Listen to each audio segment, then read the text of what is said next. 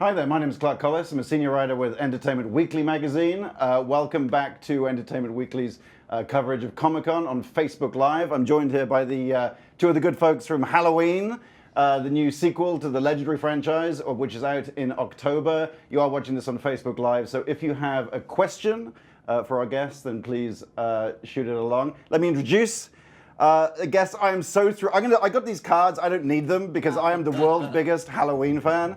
Thank you. Jamie. Thank you. We're joined here by David Gordon Green, the co-writer and director of the new Halloween, and by Jamie Lee Curtis, who reprises the iconic role of Laurie Strode in the new Halloween. I'm almost in tears sitting next to you. I've got tons of questions, but I had the great pleasure of visiting the set when you were shooting. And as happens with all horror movies, everybody was just the nicest person you could possibly meet. But Jamie, you were shooting a restaurant scene. Oh, I remember it very, very well. You were wearing a jacket that looked like Columbo. that does sound like a little rumpled. Well, you had a briefcase. I'm a little rumpled. It goes with the rest of the I know we sat outside. That's right. We talked about Michelle Romero. We did very much. That's our photo editor, our beloved photo editor. But I just wanted to say that to see you play Laurie Strode in front of me, the hairs went up on the back of my neck, I swear to God. That was an important moment in the movie for Laurie, which I didn't realize until after we shot it, where Laurie has tried to reconcile herself to Michael Myers and the fact that Michael Myers is being transferred, and it didn't go well. And in that moment in the movie, she is as vulnerable as she is going to be anywhere in the world. And she comes to that restaurant right after that moment. And we hadn't shot that moment yet in the truck. We'd only kind of conceptualized it and talked about it. And so it was a very emotional day. Let me just say that. So this is a sequel. There have obviously been one or two Halloween sequels before, but this film, you made the decision, David, to sort of ignore the events of those movies. So this is basically a direct sequel to John Carpenter's 1978 horror classic, where maybe you could set the film up a little bit from where are we at the start of the film? At the start of the film, we're 40 years to the day after we last saw Laurie Strode, and we pick up these characters. We're back to Haddonfield, and we slowly pick up where everybody's at and where they're going to head. For me, it was a chance to take the Halloween 2 and beyond and honor them in a lot of ways. Little Easter eggs for fans, little suggestions that we because we're fans, we like them, and so we threw little things in there. But we're acknowledging them more as mythology or rumors or things like that. And so in our version, it's 40 years later. Laurie is not Michael's sibling, and we follow her family, her daughter and her granddaughter, as they face a series of events that can be frequently frustrating. On set, it was clear that everybody, I don't know quite how to put this, everybody who was there wanted to be there, which isn't always the case with film sets necessarily. But I understand that one of the people we have to thank, somewhat oddly, for this project is Jake Gyllenhaal. Could you explain how that came about? Yeah. Jake and I have been friends since he was a young boy. I think I referred him as his celebrity godmother, although I think that's become as sort of much lore as Michael Myers being my brother. And he's just been a friend for years. And he made that wonderful movie. Well, David made the wonderful movie Stronger that Jake starred in and his company produced. And Jake called me out of the blue. It was June of last year, Yeah. I remember exactly where I was. And Jake basically said, my friend David would like to talk to you about something regarding Halloween. And, we spoke on the phone, and he started to explain it. And I said, you know what, just send it to me, and I will promise you I'll read it in an hour, 2 hours, and I'll call you back within half an hour. I mean, whatever, I'll call you tomorrow.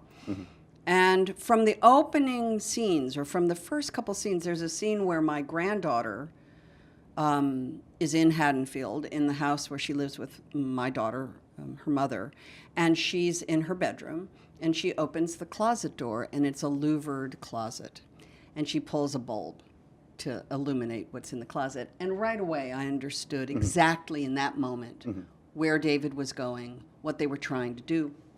And really, at that moment, I should have just called him at that point and said, I'm on page 3, yes. Right. But I mean, it was very quick because it was very clear the integrity, the simplicity, the kind of classic storytelling, which is characters with stories and emotions, and then they get put into the path of something unreal and terrifying. And if you care about these people and you believe their story and you believe the trauma, and I believe, that Laurie Strode has been through, I think you have a winning combination, and David has a beautiful visual sense. I mean, you saw the trailer. Yeah. I mean, that, the checkerboard. The first time I saw that trailer, I just was like, oh, because I didn't see that being shot. So there's just a beautiful simplicity to it. There's a lot of integrity in the storytelling, and it's scary as...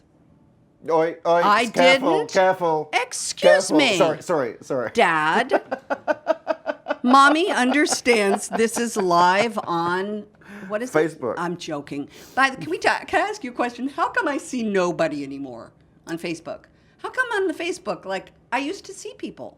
I don't see them anymore. You're not Facebook friends with me. But speaking of Facebook, we do have a question from Sarah Maloney for Jamie. What did you think when you saw the character of Michael Myers on set for the first time this time around?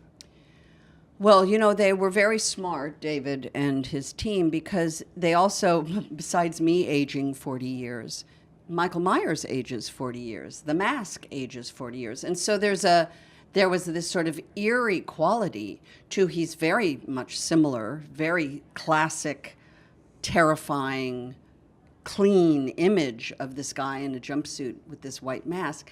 And yet there's subtle changes to him and the mask. So it was... what really was amazing was being on that tree-lined street the first day when I arrived.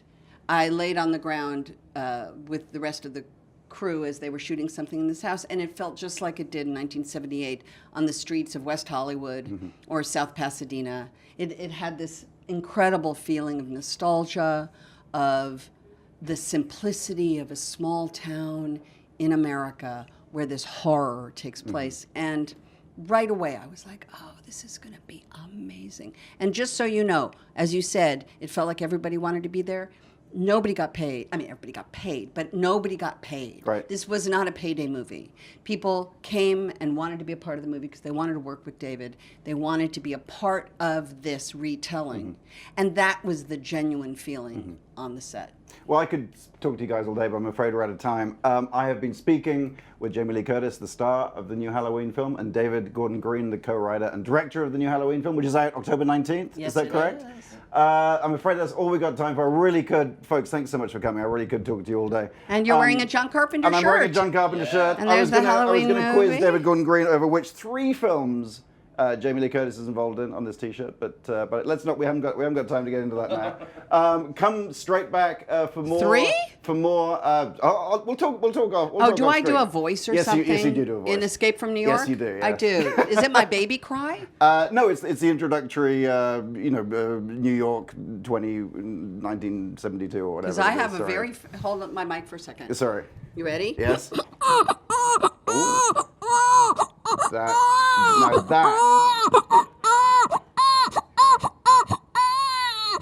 That is some award-winning stuff. You don't get that. You don't get that anywhere else. My Facebook is live, baby. My name is Clark Gullis. I've been talking to the folks from Halloween on Facebook Live. Come back for more great Entertainment Weekly coverage of Comic-Con.